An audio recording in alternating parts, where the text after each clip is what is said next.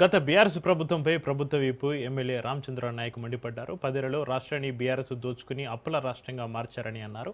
మంత్రి పొంగులేటి శ్రీనివాసరెడ్డిపై అసత్య ఆరోపణలు చేస్తున్నారని, సీఎం రేవంత్ రెడ్డి అక్రమ మైనింగ్లపైన సిబిసిఐడి చేత దర్యాప్తుకు ఆదేశాలు జారీ చేశారన్నారు.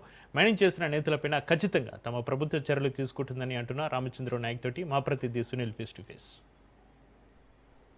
తెలంగాణ అసెంబ్లీ బడ్జెట్ సమావేశాలు రసాబసగా మారింది. అధికార పార్టీకి మరోవైపు ప్రధాన ప్రతిపక్షంగా ఉన్నటువంటి బీఆర్ఎస్ నేతల మధ్య మాటల యుద్ధం కొనసాగింది. ప్రధానంగా అక్రమ మైనింగ్ సంబంధించిన విషయంలోపై కూడా మంత్రి పొంగులేటి శ్రీనివాసరెడ్డిని వెంటనే బర్తరఫ్ చేయాలి, దానిపై ఎంక్వైరీ జరిపించాలని సభలో బీఆర్ఎస్ నేతలు గందరగోళానికి సృష్టించారు. దీంతో ముఖ్యమంత్రి నేరుగా ఎంట్రీ కావడం, ఆ తర్వాత మొత్తం 2014 నుంచి ఇప్పటి వరకు జరిగినటువంటి మైనింగ్ టెండర్లకు సంబంధించిన విషయాలపై కూడా పూర్తిగా సిబిసిఐడి చేత దర్యాప్తుకు ముఖ్యమంత్రి రేవంత్ రెడ్డి ఆదేశాలు జారీ చేసిండు. ఇదే అసెంబ్లీ సమావేశ వేదిక, వచ్చే అసెంబ్లీ సమావేశ వేదికగా మళ్ళీ ఏదైతే సిబిసిఐడి ఇచ్చిన నివేదికను మొత్తం కూడా అసెంబ్లీ సమావేశంలో చర్చిస్తామంటూ కూడా ముఖ్యమంత్రి రేవంత్ రెడ్డి ప్రధాన ప్రతిపక్ష నేతలకు సవాల్ విసిన పరిస్థితి. ఇదే విషయానికి సంబంధించి మనతో మాట్లాడడానికి ప్రభుత్వ విప్ డోనకల్ ఎమ్మెల్యే రామచంద్ర నాయక్ ఉన్నారు. మరి అడిగి మరి చూస్తాం, బీఆర్ఎస్ నేతలు మైనింగ్ అక్రమ మైనింగ్ పై కూడా పెద్ద ఎత్తున దుమారం ఎత్తున్నారు.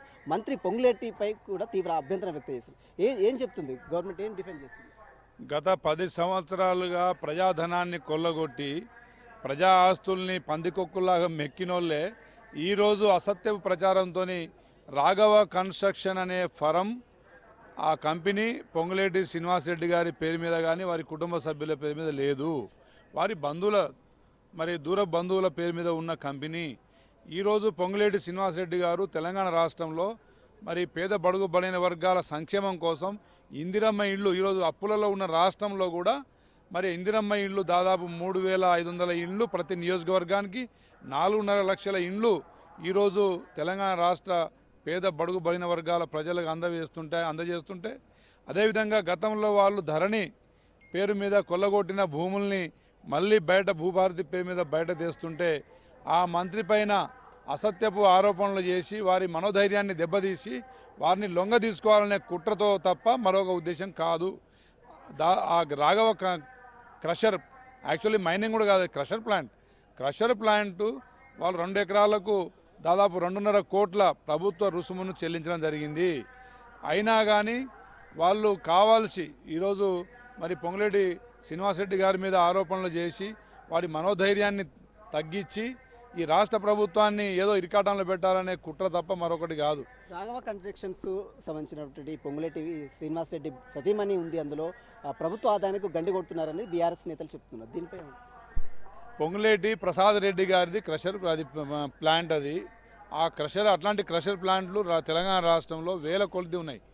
నేను ఒక్కటే అడుగుతున్నా టీఆర్ఎస్ ప్రతిపక్ష నేతలకు, మీరు గత 10 సంవత్సరాల్లో గంగుల కమలాకర్ గారు కానీ, గ్రానైట్ రవి గారు కానీ, అదేవిధంగా గండ్ర వెంకటరామరెడ్డి గారు కానీ, నేరెళ్ళ ఘటన కానీ, ఖమ్మం జైలు పాలు చేసిన రైతుల ఘటన కానీ, మీరు బతుకమ్మ చీరలో చేసిన అవినీతి కావచ్చు, అదేవిధంగా అంబేద్కర్ స్మారక చిహ్నంలో చేసిన మీరు అవినీతి కావచ్చు, సెక్రటేరియట్ కలెక్టరేట్లలో చేసిన అవినీతులు, ఫోన్ ట్యాపింగ్లు, అదేవిధంగా వివిధ స్కామ్ల నుంచి, కాళేశ్వరం స్కామ్ నుండి మీకు ఎక్కడైతే ఇబ్బంది భవిష్యత్తులో వస్తుందో అని చెప్పేసి ముందస్తుగా దొంగలే దొంగ అని అరిచే విధంగా మీరు చేస్తున్న కుట్ర, ఇది తెలంగాణ ప్రజలు చూస్తూ ఉన్నారు. గతంలో ఏ విధంగా అయితే మీకు ఎన్నికల్లో మీకు బుద్ధి చెప్పిర్రో భవిష్యత్తులో కూడా అదేవిధంగా మీకు బుద్ధి చెప్పే రోజులు దగ్గరలో ఉన్నాయి.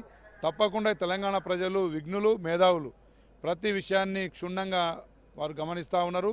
ఈరోజు దాదాపు 3 గంటల సభా సమయాన్ని వృధా చేసి సభా మర్యాదల్ని ఉల్లంఘించి సభలో ప్రత్యక్షంగా ఏ వ్యక్తి మీద ఆధారాలు లేని ఆరోపణలు చేయొద్దని తెలిసినా కానీ సీనియర్ శాసనసభ్యులుగా వారు ఈరోజు ఉల్లంఘించారు. హరీష్ రావు గారి మీద తప్పకుండా చర్యలు ఉంటాయి. అదేవిధంగా వారు గత 10 సంవత్సరాల్లో చేసిన ప్రతి మైనింగ్ దాని మీద విచారణ, సిబిసిఐడి విచారణ చేస్తామని ముఖ్యమంత్రి గారు సాక్షాత్తుగా చెప్పినా కానీ వీరు కావాల్సి ఇంటెన్షనల్లీ కుట్ర పన్నీర్ అనే విషయం తెలుస్తూనే ఉంది. తెలంగాణ రాష్ట్ర ప్రభుత్వం ఏర్పడి అంటే 2014 నుంచి జూన్ 2 నుంచి ఇప్పటి వరకు జరిగినటువంటి అక్రమాలు మైనింగ్ అక్రమాలకు సంబంధించిన విషయాలపై కూడా సిబిసిఐడి చేత అటు గంగుల కమలాకర్ మాజీ మంత్రిది కావచ్చు, వద్రాజు రాజు కావచ్చు, మరోవైపు అటు నేరెల సిరిసిల్ల ఘటన కావచ్చు, వీటన్నిటిపై కూడా ఖచ్చితంగా సిబిసిఐడి చేత దర్యాప్తు జరిపించడానికి ఇప్పటికే రాష్ట్ర ప్రభుత్వం నిర్ణయం తీసుకుంది. కాబట్టి ఖచ్చితంగా వచ్చే అసెంబ్లీ సమావేశంలో వీరందరిపై కూడా ఖచ్చితంగా చర్యలు తీసుకుంటామని మాత్రము